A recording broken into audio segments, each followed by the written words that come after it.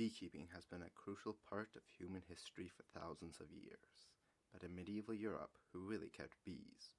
Was it only the wealthy nobles and monks in grand estates, or did ordinary peasants also take part in this sweet practice?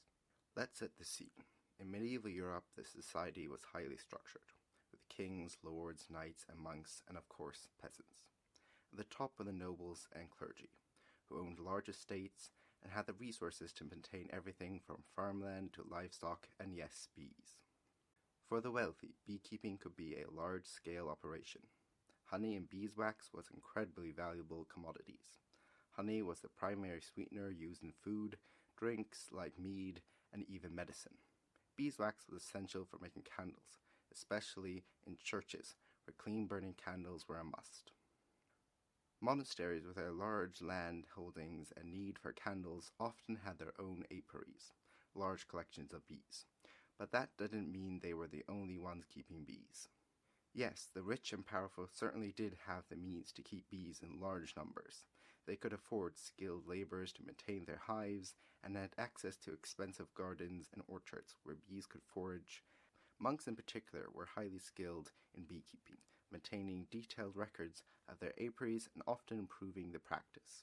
But what about the peasants? Did the lower class ever keep bees? The answer is yes, though on a much smaller and simpler scale.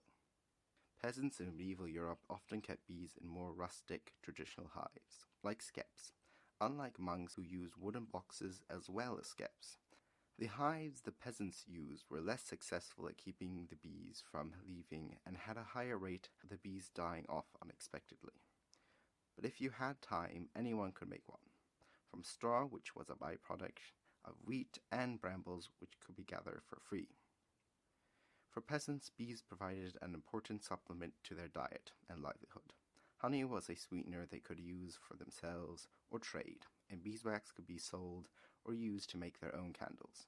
Forested areas, often common land, provided a natural habitat for bees, meaning that even those with little land could benefit from beekeeping. In fact, many peasants relied on their small-scale honey production to trade or pay rents and taxes to their lords, as honey was considered a valuable commodity. While peasants could keep bees, they often had to give a portion of their honey or beeswax to their feudal lord, as a form of rent or tax. Some lords even claimed ownership over all bees on their lands, forcing peasants to share or give up a portion of their harvest. In some cases, peasants had a specific right to gather honey from the wild bees in forests, a practice known as bee gathering. While the rich and powerful may have had the most resources to invest in large-scale beekeeping, they weren't the only ones benefiting from these busy little insects. Beekeeping was a widespread practice, crossing social classes from the grand estates of lords and monasteries to the humble homes of peasants. In the end, bees provided a crucial source of honey, beeswax, and livelihood for all of medieval society.